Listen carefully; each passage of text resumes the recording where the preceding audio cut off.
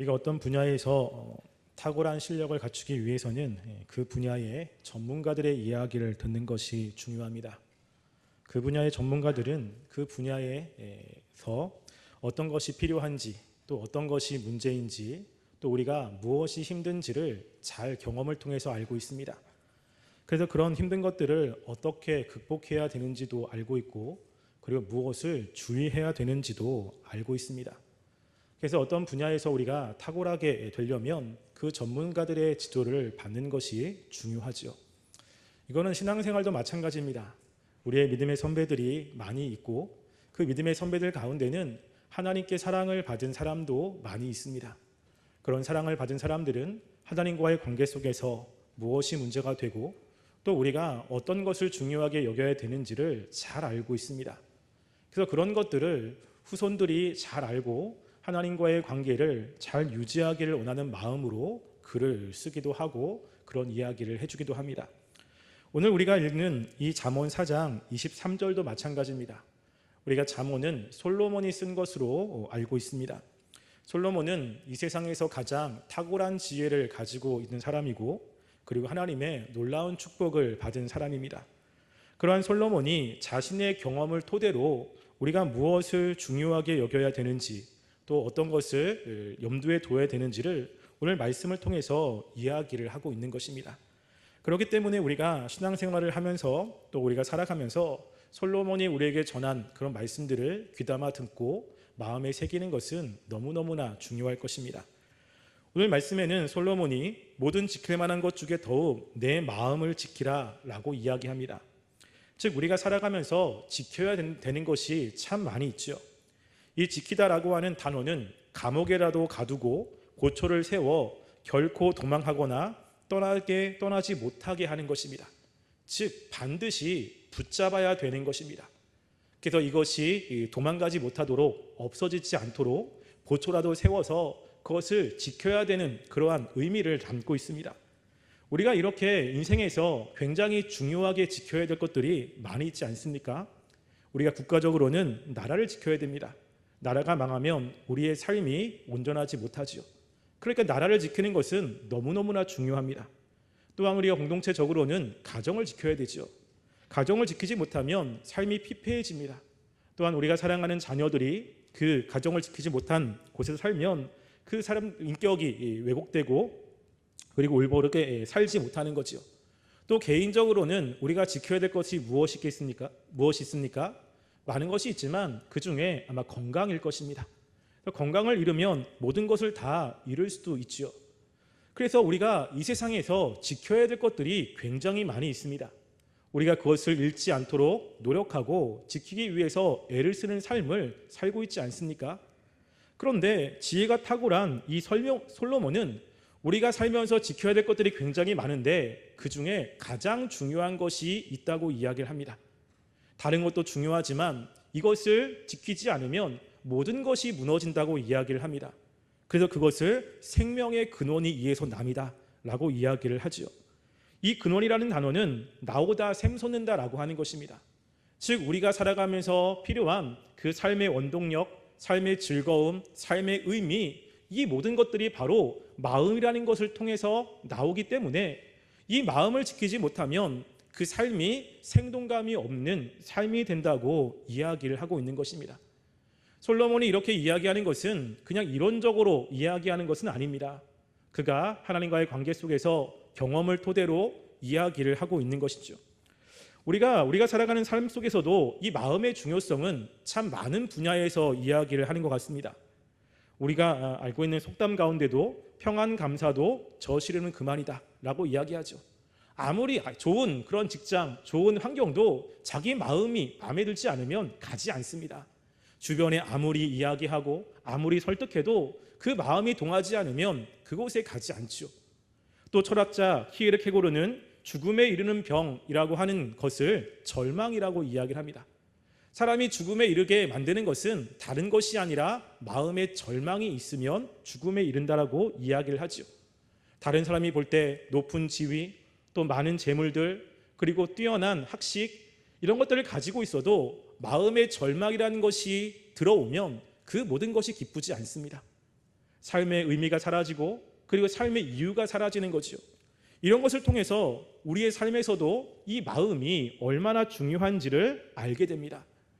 따라서 지혜가 탁월한 솔로몬도 사람이 하나님과의 관계 속에서 행복한 삶, 또 풍요로운 삶을 살기를 원한다면 다른 어떤 것보다 이 마음을 잘 지켜야 된다고 이야기를 하고 있는 것입니다. 이것은 아까도 이야기했지만 솔로몬의 경험에서 나온 것입니다. 솔로몬은 하나님의 사랑을 참 많이 받은 왕이었죠.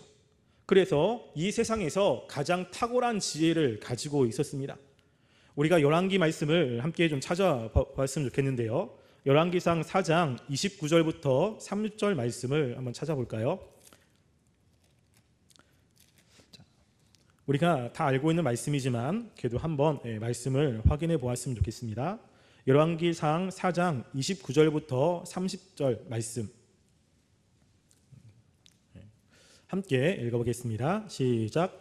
하나님이 솔로몬에게 지혜와 총명을 심히 많이 주시고 또 넓은 마음을 주시되 바닷가에 모래같이 하시니 솔로몬의 지혜가 동쪽 모든 사람의 지혜와 애굽의 모든 지혜보다 뛰어난지라.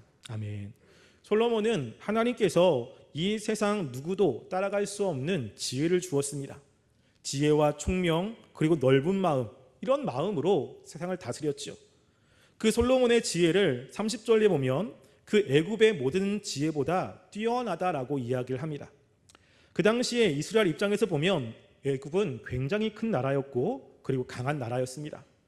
또한 애굽은 기하학, 수리학, 천문학, 점선학, 건축학, 토목학, 의학, 그 밖에 자연과학으로부터 많은 부분의 지식을 소유하고 있습니다. 그래도 뛰어난 지식인이라고 하면 애굽 사람을 빼놓을 수가 없었습니다. 그런데 이 솔로몬의 지혜는 애굽에서 그렇게 많은 공부를 한 사람들, 그들의 지식보다 훨씬 더 뛰어났다라고 이야기를 합니다.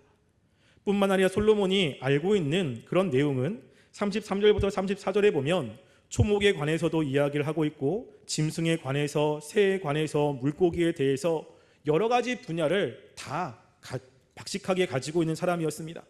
그러니까 솔로몬은 가장 탁월한 지혜를 가지고서 사람들을 가르치는 사람이었죠. 많은 사람들이 솔로몬의 지혜를 배우기 위해서 많이 찾아왔습니다. 또한 솔로몬은 그가 다스리는 나라가 번영과 평화의 나라였음을 우리는 말씀을 통해서 보게 됩니다. 특별히 20절 말씀에 보면 유다와 이스라엘 인구가 바닷가에 모래같이 많게 되며 먹고 마시며 즐거워하였으며 라고 이야기를 합니다. 솔로몬 시대의 그 모습을 단편적으로 이렇게 보여주고 있는 것입니다. 솔로몬 당시의 사람들이 인구가 굉장히 많았습니다. 이것은 하나님이 아브라함에게 주셨던 축복이 이루어졌음을 이야기를 하죠. 인구가 많았는데 그 많은 인구가 먹고 마시며 즐거워하는데 전혀 부족함이 없었습니다.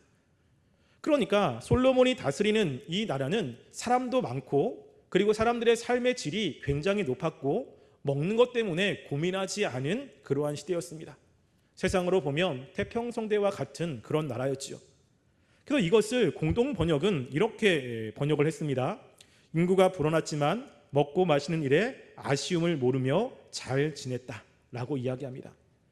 그래서 하나님께서 솔로몬에게 이러한 축복을 주었습니다. 솔로몬이 이렇게 하나님의 축복을 받은 이유는 무엇입니까? 바로 솔로몬의 마음이 하나님을 향해 있었기 때문입니다.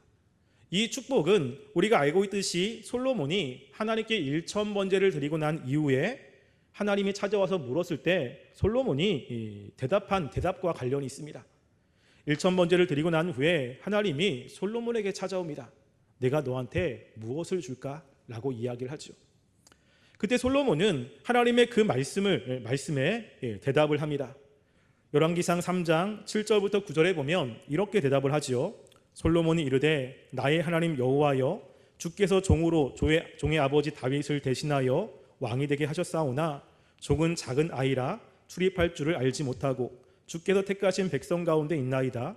그들은 큰 백성이라 수요가 많아서 셀 수도 없고 기록할 수도 없사오니 누가 주의 이 많은 백성을 재판할 수 있으리이까. 듣는 마음을 종에게 주사 주의 백성을 재판하여 선악을 분별하게 하옵소서라고 이야기합니다. 하나님이 솔로몬에게 지혜를 주신 이유는 솔로몬이 마음을 다해서 1,000번제를 드렸기 때문이 아닙니다. 솔로몬이 정성을 다해 하나님을 섬겼기 때문도 아닙니다. 하나님이 솔로몬에게 지혜와 능력을 주신 이유는 솔로몬의 마음이 하나님의 마음과 합했기 때문입니다. 솔로몬이 하나님이 원하시는 것이 무엇인지를 알고 그 원하심을 자기도 같은 마음으로 가지고 있었기 때문입니다. 그래서 이것을 열왕기상 3장 10절에는 이렇게 기록하고 있습니다. 솔로몬이 이것을 구하매 그 말씀이 주의 마음에 든지라 라고 이야기하죠. 그러니까 이 솔로몬은 하나님께 1,000번제를 드렸을 때, 또 하나님께 복을 받았을 때는 그의 마음이 하나님께 집중되어 있었습니다. 하나님이 원하시는 것들을 자기가 원했고 하나님이 기뻐하시는 것들을 행하기를 원하는 마음을 가지고 있었으니 하나님이 그 솔로몬의 삶에 축복을 해 주시고 있는 것입니다. 솔로몬은 이 하나님의 축복을 누리며 살아갔습니다. 그런데 이제 문제가 생기기 시작한 것입니다. 그 문제가 무엇인지는 성경에서 명확하게 이야기를 합니다. 특별히 솔로몬의 삶을 보면 하나님의 성전을 짓고 그의 궁전을 지은 이후에 이제 급속하게 타락을 하게 됩니다. 솔로몬 때문에 이스라엘 나라는 분열이 되고 그리고 같은 민족이 같은 민족을 죽이는 이 분단이 일어날 수밖에 없는 상황이 되는 것이죠. 그때 솔로몬은 자신의 행동 그리고 자신의 삶에 대해서 많은 후회를 했을 것입니다. 하나님께서 이 솔로몬 때문에 나를 나누게 만든 거지요. 그 이유가 과연 무엇이겠습니까? 무엇이 솔로몬으로부터 이렇게 나라를 나누게 만들고 그리고 그의 나라가 힘들어지게 만든 것입니까? 그것은 열왕기상 11장 3절부터 4절 말씀에서 우리들에게 이야기를 합니다. 그 말씀은 이렇게 되어 있습니다. 이 말씀에서 이 성경이 강조하고 있는 단어가 무엇인지를 한번 눈여겨보시기 바랍니다. 제가 읽어드리겠습니다. 왕은 후궁이 700명이요 첩이 300명이라 그의 여인들이 왕의 마음을 돌아서게 하였더라. 솔로몬에게 나이가 많을 때에 그의 여인들이 그의 마음을 돌려 다른 신을 따르게 하였으므로 왕의 마음이 그의 아버지 다윗의 마음과 같지 아니하여 그의 하나님 여호와 앞에 온전하지 못하였으니 라고 이야기합니다. 강조하고 있는 것이 무엇입니까? 마음입니다. 마음. 그래서 여인들이 솔로몬의 왕의 마음을 돌아서게 했고 그 여인들로 인해서 솔로몬의 왕의 마음이 돌아서서 하나님이 아닌 다른 신을 따랐습니다. 이 솔로몬 왕의 마음이 그의 아버지 다윗의 마음 같지 않았습니다. 성경에서 지금 계속 강조하는 단어는 마음이라는 것입니다. 솔로몬이 이렇게 태평성대에서 하나님의 징계를 받는 모습으로 전락하는 데는 다른 것이 필요한 것이 아니었고 바로 이 마음의 변화 때문에 그런 것이었습니다. 이렇게 하나님께 향한 마음이 달라진 솔로몬에게 하나님은 기회를 주십니다. 그리고 2번이나 솔로몬에게 말씀을 하십니다. 열왕기상 11장 9절부터 10절 말씀에 보면 그 내용이 기록되어 있습니다. 이렇게 기록합니다. 솔로몬이 마음을 돌려 이스라엘의 하나님 여호와를 떠났으므로 여호와께서 그에게 진노하시니라. 여호와께서 일찍이 2번이나 그에게 나타나시고 그의 일에 대하여 명령하사 다른 신을 따르지 말라 하셨으나 그가 여호와의 명령을 지키지 않았으므로 라고 이야기합니다. 하나님이 솔로몬에게 징계를 할 수밖에 없는 이유가 무엇이라고 이야기합니까? 그의 마음이 하나님께로 돌아서지 않습니다. 하나님은 솔로몬을 사랑하셨기 때문에 솔로몬에게 징계를 하고 싶은 그런 마음이 없었겠죠. 그래서 그 전에 2번이나 찾아옵니다. 하나님의 2번이나 찾아와서 이야기를 함에도 불구하고 솔로몬은 전혀 그 마음을 돌이키지 않습니다. 하나님이 찾아왔는데도 다른 선지자가 아니라 다른 누군가가 한 이야기가 아니라 하나님이 직접 찾아와서 말씀을 했음에도 불구하고 솔로몬은 그의 마음을 돌이키지 않습니다. 하나님께서 찾아와서 무엇을 줄고 라고 했을 때는 그의 마음이 하나님께로 향했지만 이제 그의 마음이 바뀌어서 다른 신을 향하니까 하나님이 찾아와도 하나님의 말씀도 듣지 않습니다. 그것 때문에 솔로몬의 삶은 굉장히 힘든 삶이 되었습니다. 대적들이 나타나기 시작했고 그 나라에 내부적인 문제가 생기기 시작했고 그리고 여러 가지 일들이 벌어지기 시작한 것입니다. 우리가 은혜를 받는 것도 되게 중요하지만 그 은혜를 지키는 것은 너무너무나 중요합니다. 우리가 나라를 잘 세우는 것도 중요하지만 나라를 잘 통치하는 것은 더욱더 중요하지 않습니까? 지금 솔로몬이 이러한 경험을 했기 때문에 정말 자신의 그런 경험을 통해서 정말로 중요한 것이 무엇이냐라고 했을 때는 마음이라고 이야기를 하고 있는 것입니다. 자신의 마음을 지키지 못하여 그 하나님의 축복에서 하나님의 징계를 받는 것으로 바뀌었고 자신의 삶도 태평성대에서 힘든 삶으로 변화되었기 때문입니다. 그런데 이런 모습은 솔로몬에게만 있었던 것은 아닙니다. 성경에 보면 정말로 많습니다. 그 중에 대표적인 하나의 사건은 바로 아담과 하와죠. 하나님은 아담과 하와에게 그들이 필요한 모든 것을 다 주었습니다. 그들이 하고 싶은 대로 원하는 대로 할 수 있는 그 모든 권한도 주었습니다. 하나님은 딱 하나 하지 말라고 하는 것이 있었죠. 바로 선악을 알게 하는 나무의 열매를 먹지 말라는 것이었습니다. 그것을 먹으면 죽는다고 이야기했죠. 그 말을 들은 아담과 하와의 마음이 어땠는지를 한번 생각해 보시기 바랍니다. 다른 건 다 하는데 선악을 알게 하는 나무의 열매만 보면 두려움이 있었을 것입니다. 건드리면 안 된다라고 하는 마음도 있었을 것입니다. 그런데 아담과 하와가 하나님이 말씀하신 그 선악과를 따먹게 됩니다. 무엇의 변화이겠습니까? 마음의 변화입니다. 마귀가 그 다른 것이 아닌 하와의 마음을 집요하게 공격했고 하와의 마음이 먹지 말아야 된다라고 하는 마음에서 먹어도 된다라고 하는 마음으로 바뀌었기 때문입니다. 먹지 말라, 먹으면 안 된다라고 하는 마음을 가지고 있었을 때는 그 선악을 알게 하는 나무의 열매를 먹으면 큰일 난다고 생각을 했을 것입니다. 가까이 가는 것도 그리고 되게 두렵게 느껴졌겠죠. 그런데 마음이 바뀌고 난 다음에 그 선악을 알게 하는 나무의 열매를 보니까 어떻게 보입니까? 지혜롭게 할 만큼 탐스럽기도 한 나무입니다. 저걸 먹으면 내가 더 지혜롭고 내가 더 행복하고 하나님처럼 될 수 있다라고 하는 마음으로 바뀐 것입니다. 그걸 먹은 이후에 그들의 삶은 굉장히 피폐하게 됐죠. 지금 이 아담과 하와도 이 마음을 제대로 지키지 못하여 하나님이 주시는 그 마음을 제대로 지키지 못하여 결국에는 하나님이 주시는 그 축복을 잃어버리게 되고 있는 것입니다. 그 외에도 성경에 보면요 너무너무나 많습니다. 그래서 솔로몬은 그런 자신의 경험과 또 말씀을 통해서 이 말씀을 하고 있는 것입니다. 지켜야 될 것 중에 가장 중요한 것은 우리의 마음입니다. 근데 이것을 솔로몬만 이야기한 것은 아니고요. 하나님도 이스라엘 백성들에게 똑같이 말씀을 합니다. 신명기 4장 9절 말씀에 보면 하나님이 모세를 통해서 이스라엘 백성들에게 이렇게 이야기합니다. 오직 너는 스스로 삼가며 내 마음을 힘써 지키라 라고 이야기합니다. 신명기는 모세가 이스라엘 백성들을 잘 출애굽시킨 이후에 죽기 전에 한 유언과 같은 말씀 아니겠습니까? 앞으로 이제 하나님의 약속의 땅인 가나안 땅에 들어가고 그것을 이스라엘 백성들이 여러 가지 이제 하나님의 주신 축복을 누리며 살 것입니다. 그때 이스라엘 백성을 너무 잘 아는 이 모세가 이스라엘 백성들에게 지금 하나님의 말씀을 통해서 말씀을 하고 있는 것입니다. 너는 스스로 삼가며 네 마음을 힘써 지키라고 이야기를 하는 것이죠. 하나님의 큰 은혜를 받았고 하나님의 위대하신 능력을 보았습니다. 그들의 마음은 그 가나안 땅에 들어가기 전에 하나님만 섬기기를 원했고 그리고 하나님을 섬긴다고 이야기를 했습니다. 그런데 시간이 지나면서 어떻게 됐습니까? 그들의 마음이 바뀌었습니다. 그들이 하나님이 아닌 그 가나안 땅의 우상들을 섬겼고 하나님보다 가나안 땅에 있는 것들을 더 사랑했습니다. 그들의 마음이 바뀌어 결국에는 하나님의 징계 속에 이스라엘 백성이 멸망하게 되지 않았습니까? 그 모든 것은 다른 것이 아닙니다. 환경이 저렇고 누군가가 그렇고 이게 문제가 아니라 내 마음이 하나님을 향한 마음에서 바뀌었기 때문입니다. 그런 여러 가지 환경과 상황 속에서 하나님이 주신 그 말씀들을 온전히 지키지 못하고 그것들을 가지고 있지 못하기 때문에 우리의 마음이 바뀌어서 되어진 것입니다. 그래서 우리가 그러면 지켜야 되는 마음은 과연 어떤 마음입니까?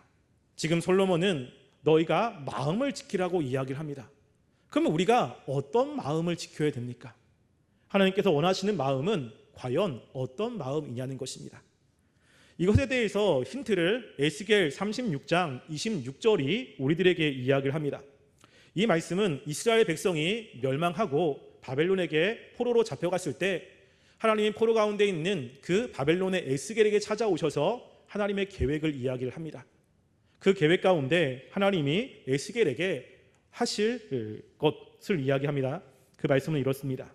또 새 영을 너희 속에 두고 새 마음을 너에게 주되 너희 육신에서 굳은 마음을 제거하고 부드러운 마음을 줄 것이며 또 내 영을 너희 속에 두어 너희로 내 율례를 행하게 하리니 너희가 내 규례를 지켜 행할지라 라고 이야기합니다. 하나님이 이제 새 영을 부어주시겠다고 이야기하죠. 이 새 영은 우리가 알고 있듯이 성령님입니다.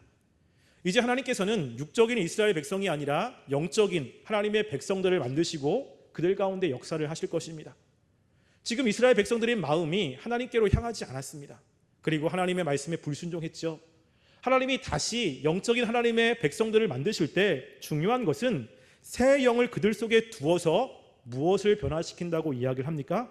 새 마음이라는 겁니다. 그들의 마음을 새롭게 변화시킨다라고 이야기를 하죠. 그래서 새롭게 변화된 사람들이 하나님의 말씀을 듣고 하나님의 말씀을 따르며 살아가는 공동체를 만드시겠다고 말씀을 하고 있는 것입니다. 여기서 하나님이 중요하게 생각하고 있는 것은 바로 마음이라는 것입니다. 그러면 이 새 마음은 어떤 것입니까? 바로 그 뒤에 말씀이 이렇습니다. 새 마음을 너에게 주되 너희 육신에서 굳은 마음을 제거하고 부드러운 마음을 줄 것이며 라고 이야기하죠. 하나님이 새 마음을 주는데 이 새 마음의 특징은요, 이스라엘 백성의 마음이 굳은 마음으로 가지고 있습니다.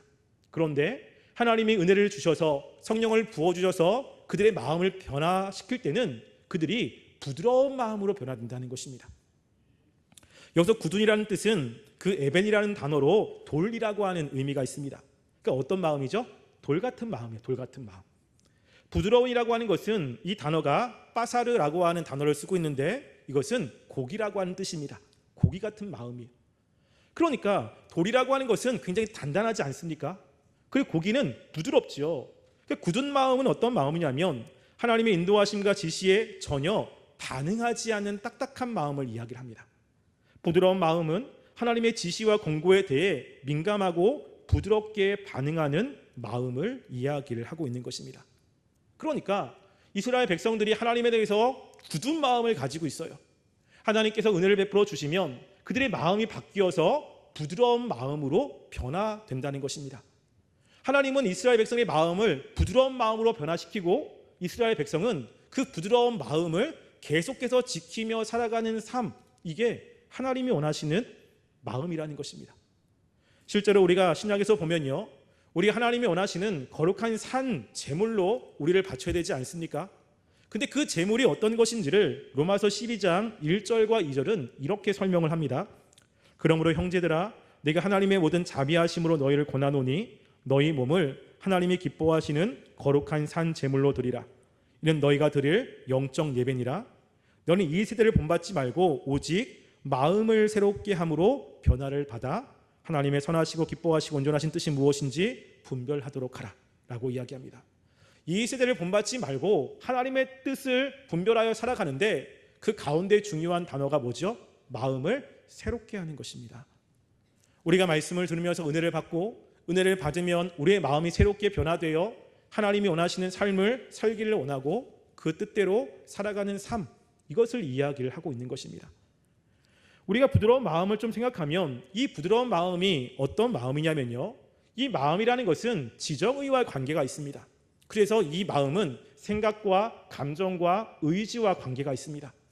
부드러운 마음이라는 것은 다른 것이 아니고요, 하나님이 말씀하시면 지성이 그 말씀을 잘 이해하는 것입니다. 그리고 수긍하는 것입니다. 감정은 하나님이 좋아하시는 것이 분명히 있지 않습니까? 하나님이 좋아하는 것을 좋아하고 하나님이 싫어하는 것을 미워하는 것입니다. 의지는 하나님이 원하는 것을 하려고 애를 쓰고 하나님이 싫어하는 것을 거부하는 것입니다. 이게 부드러운 마음이죠. 반면 굳은 마음은 어떻습니까? 하나님이 말씀하시는데 그 말씀에 동의를 하지 않습니다. 그 말씀을 이해하지 못합니다. 감정은 하나님이 싫어하는데 너무 그것을 좋아합니다. 그리고 하나님이 하라고 그러면 그것을 싫어합니다. 의지는 하나님이 원하는 것들은 안 하고 싶어 합니다. 하나님이 싫어하는 것은 하고 싶어 하는 것, 이게 굳은 마음이죠. 그래서 우리가 하나님의 은혜를 받으면 하나님께서 우리의 마음을 바꿔주실 때 어떤 그런 모습이 나타납니까? 말씀이 이해가 되고 하나님의 말씀이 즐거워지고 그 말씀대로 살려고 하는 마음의 결단이 생기지 않습니까? 그래서 하나님이 우리의 마음을 변화시켜서 부드러운 마음으로 살게 만드는 것입니다. 청년부나 중고등부 우리 친구들이 수련회를 갔다 오면 은혜를 참 많이 받습니다. 그리고 나서 변화는 무엇이냐면요, 말씀을 듣는 자세가 달라집니다. 졸거나 그러지 않고 말씀을 잘 듣고, 그리고 찬양도 정말로 열심히 합니다. 그리고 그동안 하지 않았던 성경을 읽기 시작합니다. 그들이 마음이 변화되니까 삶이 변화가 되기 시작하는 거죠. 근데 문제는 무엇이냐면 오래가지 않는다는 거죠. 우리가 은혜를 받는데 그 은혜를 계속 지속하기가 참 쉽지 않습니다. 왜냐하면 하나님이 주신 그 마음을 지키지 못하기 때문에 그렇다는 것입니다. 지금 솔로몬도 우리가 하나님이 주신 그 마음을 지키며 살아가는 것이 생명의 근원입니다. 은혜 받는 것 굉장히 중요합니다. 우리가 은혜를 받고 마음이 변화돼야 하나님이 원하시는 것이 무엇인지 알고 하나님이 원하시는 그 뜻대로 살려고 노력하지 않습니까? 그런데 우리 주변에 여러 가지 상황들이 그 마음을 그냥 두지 않습니다. 계속 공격하고 그 마음을 바꾸게 만들고 그 마음을 실족하게 만듭니다. 우리가 하나님의 뜻대로 잘 살아가고 주님이 원하시는 삶을 살려고 한다면 은혜 받는 것과 함께 그 은혜 받은 마음을 지키는 것이 필요합니다. 지키지 않으면 곧 예전으로 돌아가게 되는 거죠. 그래서 어떤 분들은 이렇게 이야기를 합니다. 수련회 가기 전에 김 빠지는 이야기를 가끔 합니다. 수련회 가서 열심히 기도하면 뭐하나? 한두 달 지나면 똑같을 텐데. 근데 거기에 거부하기가 좀 쉽지 않아요. 왜냐하면 그렇게 변화되기 때문이죠. 그러니까 열심히 가서 수련회 은혜 받으려고 애를 씁니다. 또 은혜 받으려고 정말 노력합니다. 그래서 은혜를 받았어요. 근데 그 은혜 받은 마음들, 하나님 주신 마음들을 잘 지키지 못하니까 시간이 지나면 도루묵이 되는 것입니다. 그렇게 열심히 했던 노력들, 열심히 애썼던 것들 전부 다 수포로 돌아가는 거죠. 우리에게 중요한 것은 하나님의 은혜를 받는 것과 함께 그 마음을 지키는 것입니다. 그 마음을 계속해서 유지시키는 것입니다. 마귀는 우리의 마음을 계속해서 상하게 만들고 걱정 가운데 하나님의 주신 마음을 전부 다 바꾸게 만듭니다. 우리는 그 가운데서 마음을 지키며 살아가는 것이 하나님이 원하시는 삶의 모습일 것입니다. 그러면 마지막으로 간단하게 어떻게 마음을 지킬 수 있을까라고 하는 것이죠. 마음을 지키는 것이 쉽다면 지금 이렇게 이야기하지 않았을 것입니다. 마음을 지키는 것이 정말로 잘할 수 있는 우리의 능력으로 되어지는 것이라면 이렇게 중요하다고 이야기하지 않습니다. 왜냐하면 이 마음이라는 것은 너무 부패하여 우리가 그 마음을 제대로 통제할 수가 없지 않습니까? 그래서 우리가 우리의 마음을 스스로 내가 어떻게 할 수는 없습니다. 분명히 내 마음인데 내가 스스로 이 마음을 어떻게 통제하기가 참 쉽지 않은 이런 삶을 살게 되지요. 그래서 내 마음인데 내가 어떻게 할 수가 없습니다. 그러니까 마음을 지키고 유지시키는 게 너무너무나 쉽지 않은 겁니다. 그러면 어떻게 해야겠습니까? 우리 힘으로 우리의 마음을 지키는 것이 쉽지 않습니다. 그런데 하나님이 원하시는 것은 하나님이신 마음을 지키며 살아가는 것이고 그렇게 살아야 주님과의 바른 관계를 맺으며 살아갈 수 있습니다. 우리가 할 수 없다면 하나님께 기도해야 되는 거죠. 하나님을 의지하며 나가는 것입니다. 그래서 이 사도 바울이 이것을 잘 알아서 빌립보서 4장 6절과 7절 말씀에 이렇게 말씀을 합니다. 아무것도 염려하지 말고 다만 모든 일에 기도와 간구로 너희 구할 것을 감사함으로 하나님께 아뢰라. 그리하면 모든 지각에 뛰어난 하나님의 평강이 그리스도 예수 안에서 너희 마음과 생각을 지키시리라 라고 이야기합니다. 우리가 하나님께 기도하면 하나님이 우리의 흔들렸던 마음들, 그리고 염려로 인해서 깨어진 마음들, 그리고 죄로 인해서 물들었던 마음들, 이런 마음들을 다시 한번 정화시키고 지켜주신다고 이야기를 하고 있는 것입니다. 하나님께서 우리의 마음을 지키셔서 하나님의 뜻대로 살아갈 수 있게 하신다고 이야기를 하고 있는 것입니다. 그래서 우리가 기도할 때 하나님 이런 것들 해결해 주세요, 저런 것들 이렇게 하나님께서 변화시켜 주세요 라고 하는 것들도 기도해야 되지만 하나님 내 마음을 잘 지킬 수 있도록 해달라고 기도하셔야 됩니다. 하나님 주일날 들었던 말씀들 내 마음에 분명히 생생하게 그 은혜를 가지고 있는데 월요일부터 우리의 마음이 자꾸만 변화되고 그리고 다른 것으로 마음이 깨어지는 그러한 모습이 있는데 하나님 우리의 마음을 끝까지 지킬 수 있도록 은혜를 베풀어 주시옵소서. 하나님께서 도와주셔서 힘들지만 그래도 그 마음을 잘 지켜 하나님이 원하시는 삶을 내가 끝까지 살아낼 수 있도록 나를 붙잡아 달라고 기도하는 것이 중요합니다. 하나님께 기도하면 하나님이 우리의 마음을 지켜주시겠다고 말씀을 하고 있습니다. 우리가 기도의 제목이 우리의 필요한 것들을 하나님께 기도하는 것도 분명히 있지만 우리의 마음을 위해서 기도했으면 좋겠습니다. 이 세상의 가장 지혜로운 솔로몬이 우리가 지켜야 될 것들이 정말로 많이 있지만 그 생명의 근원과 같은 지켜야 될 것은 바로 마음이라고 이야기를 하고 하나님도 우리의 마음 가운데 역사합니다. 따라서 우리가 기도할 때마다 우리의 마음을 위해서 기도하시고요. 우리가 이 하나님이 주신 마음들을 잘 유지해서 하나님이 기쁘신 삶을 살아가는 삶이 되기를 간절히 소원합니다.